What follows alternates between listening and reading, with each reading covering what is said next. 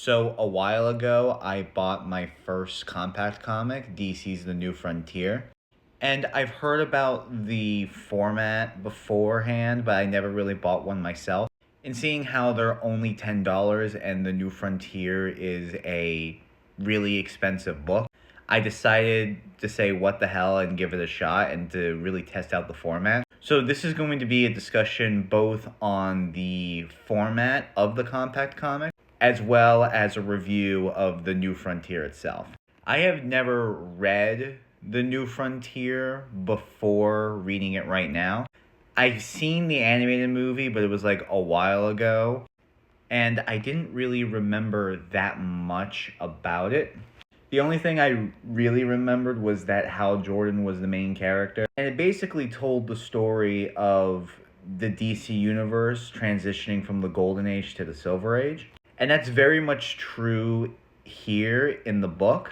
However, I was actually kind of surprised by not only how well it actually was done, but how much of a love letter the story really is to the history of DC, to the characters during that time period, while also really dealing with a lot of mature themes that you really wouldn't expect from a comic book like this.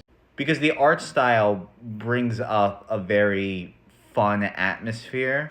Like, I wouldn't say it's kid friendly per se, but it's not the art style that you would see in something like Watchmen, a story that deals with a lot of really heavy and sophisticated themes. So it actually is kind of a really good and unique balance that I don't really see that much in DC.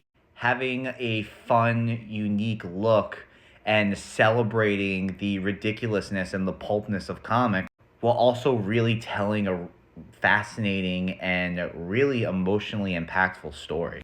I can't really think of any one character that's done a disservice in this entire story. Everything just kind of like fits naturally with each other. And I think it also does a really good job at modernizing a lot of the Silver Age storylines. Like Martian Manhunter's story in this is really sad, really powerful, and yet it feels really true to the origins all the way back in the 1950s.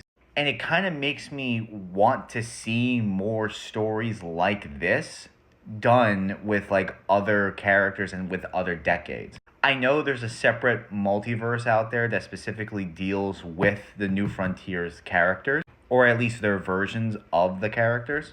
But I would just like to see this tone kind of be incorporated into the larger DC universe and with a